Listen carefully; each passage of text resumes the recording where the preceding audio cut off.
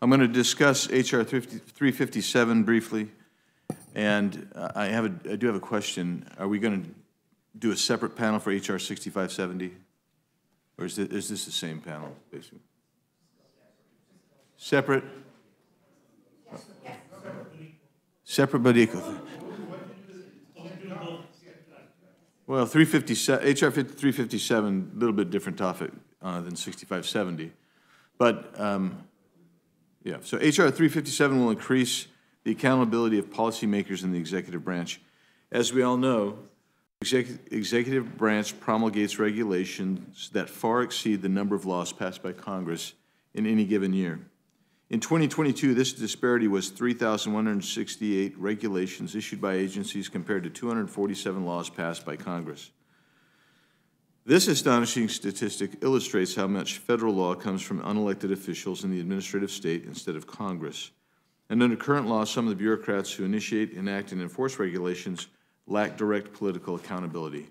For example, one analysis found that more than 70% of regulations issued by the Department of Health and Human Services between 2001 and 2017 were issued by career employees. And at the FDA, it was more than 98% over the same period. This is not representative government working as it should. H.R. 357 would remedy this by generally requiring that only politically accountable officials, not career bureaucrats, initiate and issue regulations. This bill will increase political accountability in federal policy making and restore the right of the American people to choose who governs them. I remember one of the most, two important things that I learned when I came in. When I went into one of the U.S. Senator's office for a visit and a briefing, he showed me the stack of bills passed by Congress, and it was like 4 inches high. And during the same 12-month period, he showed me the stack of regulations promulgated by our federal agencies and bureaucracies, and that was over 12 feet high. And that stark reminder has never left me. The second thing is the amount of actual criminal regulations that come out, not that they're criminal, but criminally enforcing regulations that come out is also overwhelming, coming from the regulatory agencies as opposed from this august body, and I think that's backwards too. And with that, Mr. Chairman, I urge the adoption and moving H.R. 357 to the floor.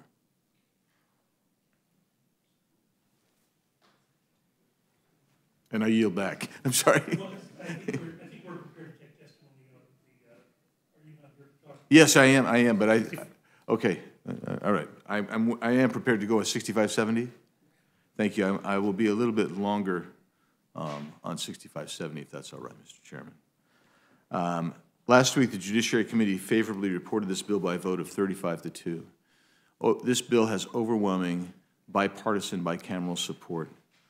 The overwhelming nature of the vote was the result of months of bipartisan negotiations, and this bill makes the most robust improvements to the Foreign Intelligence Surveillance Act since its inception in 1978.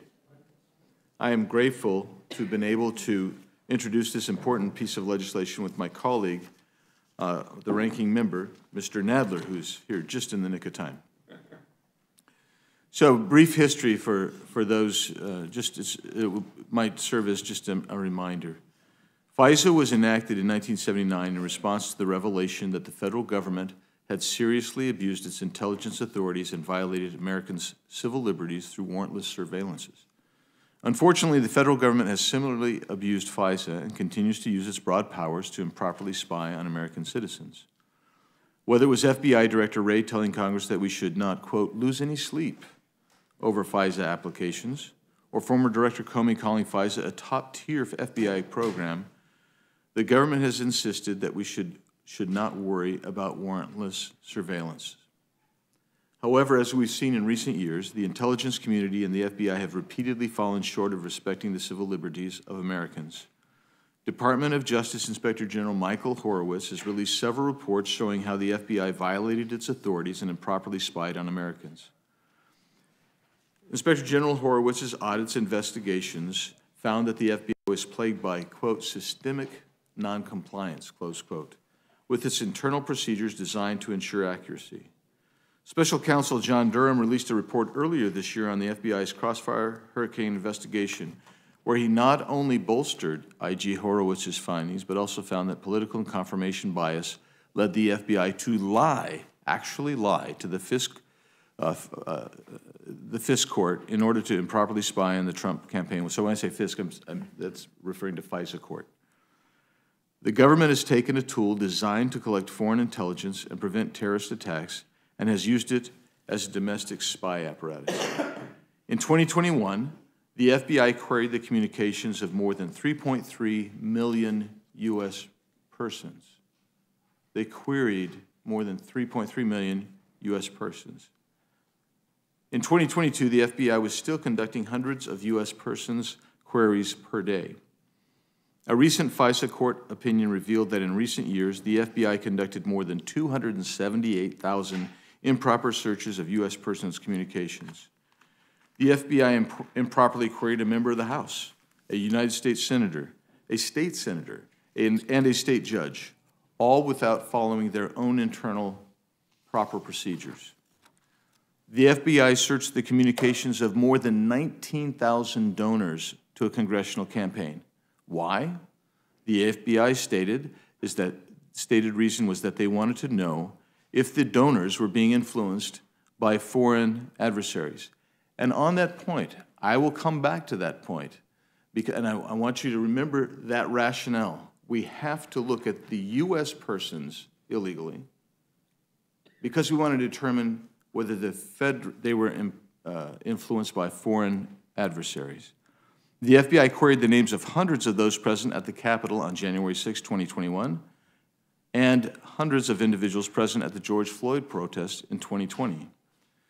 The FBI even queried those who came to its own offices, the FBI's own offices, to do things like conduct repairs, give reports. They were victims of crimes, and individuals that were providing tips to the FBI.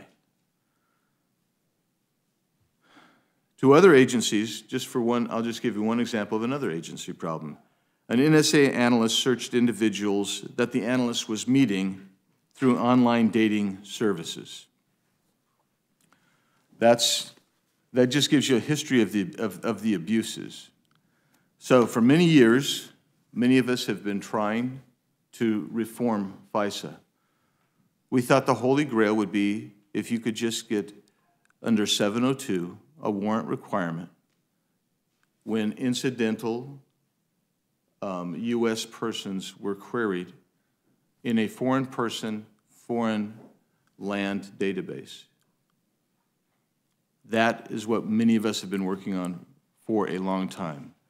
Many months ago, the Republican side of the House formed a task force, Judiciary and Intelligence members. I was the lead for the Judiciary Committee. We met regularly with the Intel Committee. We actually came up with some areas that we had agreement on. In the meantime, literally for years, outside NGOs and interested parties, from the ACLU to the American First Policy Institute, began working on reform. And many of those reforms are actually in the Judiciary Bill. In the meantime, literally for years, the Judiciary Committee has been having regular multiple hearings on reforms. We actually had multiple reform hearings this year, and I view those as a continuation of everything from meeting with DOJ IG Horowitz, the Special Counsel Durham, and other interested parties who came in multiple times to testify. Meetings were held with FBI officials. I personally attended at least 3 of those meetings, one of which where they gave us a classified briefing on their purported reforms to prevent the type of abuses that they have engaged in over time. We had our judiciary markup last Wednesday, came out 35-2. The Intel Committee, theirs came out, I don't know what theirs came out. But violations such as the ones we've discussed make clear the need for reform. But the FBI and intelligence agencies have tried to scare Congress. They're trying to convince, who runs a better disinformation campaign than the intelligence community? And they're running one on this bill. They are trying to dissuade people and misrepresent what this bill does. The reality is we can protect our country and respect Americans' civil liberties. This bill, the Protect Liberty and End Warrantless Surveillance Act, ensures that the intelligence community can continue to collect foreign intelligence information and keep Americans free from harm while enacting necessary reforms to protect Americans from warrantless surveillance. This bill requires all intelligence agencies and the FBI to obtain a warrant from the FISC before conducting a query of a U.S. person. This warrant requirement includes exceptions for emergency situations when the subject of a query consents to the search or when defending against a cybersecurity attack. The bill significantly reduces the number of FBI personnel authorized to conduct search queries. That's something that both HPSI and Judiciary agreed on. This bill requires surveillance applications to include robust accuracy procedures, expands the ability of amici curiae to participate in proceedings at the FISC, and allows certain members of Congress to attend FISC proceedings, increasing Congress's oversight over the court. The other bill does not do those things. This bill is designed to protect Americans' rights and allow for our intelligence community to gather data from foreign adversaries in a timely fashion. We've provided exceptions. We've provided exceptions there to the warrant requirement. This bill also includes enhanced transparency measures and ensures that those who violate the civil liberties of Americans will be held accountable for their actions. We agreed with HPSI on the penalties, both criminal and civil. But I will tell you that in the very first provision, Section 101 of the HPSI bill, you negate all of those punitive protections. Why? Because you have put, and in Section 504 as well of their bill, you have put so many, expanded the ability to search so many people and query so many people that nobody was going to be subject to these penalties. Let's give you an example. In Section 101, which is kind of the keynote of what they're doing, of their bill, they say they're going to get rid of the criminal-only searches. Well, out of 200,000 searches they did last year, do you know how many fit that rubric? 2. That's not a reform. That's merely window dressing to suggest that they're doing something. Our bill also closes the data broker loophole to ensure that the government cannot make an end run around the Fourth Amendment to purchase the data of Americans. That passed out of Judiciary unanimously. Unanimously. And quite frankly, Section 504 attacks that provision as well. Section 504 of the other bill. That attacks that bill. Why? Because what they're doing under Section 504 is they're basically saying, we're going to now, instead of working with these major big companies like that have the ability, they have the software and all of the communications equipment, we're going to expand that. And by their expansion, what that does is it says, you broaden it so greatly that if you're a small business or a medium-sized business, you're going to, if you're the Starbucks that offers Wi-Fi, you're going to have to either stop offering Wi-Fi or reconfigure your system so you can provide to the federal government our data. You're going to have to do new hardware, new software. That's what their bill does. It's not really providing reforms. And the reason I'm spending time on that is because I don't think I'm going to have an opportunity to actually directly engage with my friends on that bill coming up.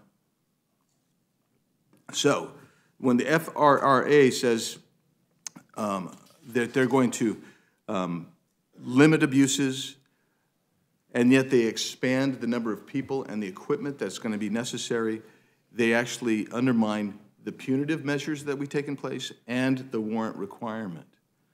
So with that, Mr. Chairman, I'm going to ask that you would accept a piece by an attorney named Gene Scher called "The Trojan Horse in the House Intelligence Bill Would Force Your Baristas to Spy on You." I'm going to end. Asking unanimous consent to place that in the record? Yes, please. Without objection, so ordered. And I'll do the same for a piece by one of the current amici at the FISA court, Mark Zwillinger, and his article is entitled House Intelligence Committee FISA Reform Bill would greatly expand the class of businesses and other entities required to assist in FISA 702 surveillance. Without objection, so ordered. Thank you. So, I've hit on Section 101. I'm just going to try to reiterate just a couple of points without trying to belabor it, because I don't want to insult your intelligence, but I want to make sure it's clear. FRRA is in no sense a genuine reform unless your idea of reform is not to decrease warrantless spying on Americans, but rather to increase spying on Americans by the intel community with no accountability. And in so doing, changing and negating, quite frankly, the punitive measures that we have put in place in both our bill and HPSI. Section 101 of their bill, which we can assume is a signature reform, they think, is to prohibit, quote, evidence of a crime-only query. And as I mentioned, it would only have affected 2 of 200,000 queries. Less than 1/1000th of 1% of their queries would have even been affected by this last year. Immediately, also, because of the exceptions that they put in there, the FBI can claim in every case that it is also looking for some terror threat or avail itself of the 2 immediate exceptions provided by the FRRA. The abuses that I have previously detailed would not be eliminated. Next is Section 504 of FRRA.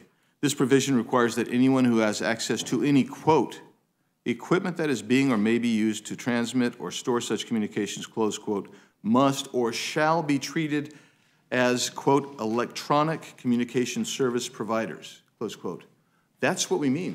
It spreads it out, and now everybody's an electronic communication service provider, and therefore you fall and you get swept up in Section 702's general requirement to disclose Americans' personal communication data to the government. We will not be given notice that our information has been transferred to the government. So right now you have big companies like Google, Facebook, Meta, Microsoft, and telecom giants like T-Mobile, AT&T, and Verizon. They're swept up in Section 702 because they have that equipment, that category. They fit the definition. Those communications to telecom companies already get foreign data about foreign people to the feds. But of course, Americans get incidentally caught up in that. But the FRRA expansion, which includes equipment, would cover small and medium-sized businesses that store data or provide Wi-Fi, a business landlord, Airbnb host, coffee shops, the airport where you go and you sign in. They would all have now a legal obligation because they've been to reconfigure their gear to give to government emails, texts, or phone metadata, or they're going to have to stop offering those services. Big data centers as well will also have legal obligations to supply the government. Some analysts have called this, as I've referenced in one piece, a Trojan horse. My colleagues on the other side have also said that narco-trafficking, we will not be able to follow narco-trafficking, and that they're putting something in. But that's a cosmetic change by creating a superfluous, unnecessary category in order to look like it's cracking down on narco-traffickers. And I will, at some point, if I can find, I brought a whole bunch of junk so I can submit to you, to rebut what my colleagues say. But the point is, there are already authorities that exist now to follow narco-trafficking. In fact, they do follow narco-traffickers. And I will submit that document in a moment. As some analysts have concluded, this bill is the intelligence community's dream of expanded spying, provisions that nullify civil and criminal punishments for abusive spying, codification of ineffective or remedial measures taken by the FBI and IC, and broadening the scope of soon-to-be-conducted warrantless incidental searches or queries of Americans. There are deceptive provisions. This all comes with an 8-year sunset provision. They want this to be extended longer than we've ever seen a Section 702 sunset provision be extended. And in the DC bubble, it is always de rigueur to accept or provide special treatment for members of Congress. The FRRA is no exception. It requires the FBI to get consent before it conducts a defensive query or search for a member of Congress. And that means all of your communications, texts, emails, phone calls. So they're going to give you a defensive briefing. But no other American's going to get that. No other American's going to get that. It's just us. The judiciary bill requires exculpatory evidence to be presented to the FISC when a Title I court order is sought by the intelligence community. This is the Carter-Page issue. And the others, in the HPSI bill, they say, oh, we take care of the Carter-Page issue. They don't. Because they say if there's exculpatory evidence, the agency will give it to the Attorney General. And the Attorney General will decide whether they disclose the exculpatory evidence to the FISC. Do you think Carter-Page would have happened under their version? The answer is yes. Because the AG is like it or not, under whichever side you're on, they have some political intuition. The HPSI bill limits that notification. So my point is there is much to talk about here to go head to head. I think our bill deals with so many of these things. It's been an honor to work with my colleagues across the aisle. Ranking Member Nadler, former Chairman of Judiciary Nadler, has been key on this. Zoe Lofgren, Pramila Jayapal, and a whole host of our colleagues across the aisle have joined us in advancing this bill. And with that, Mr. Chairman, I will be happy to answer any questions that you may have, but I'll yield back.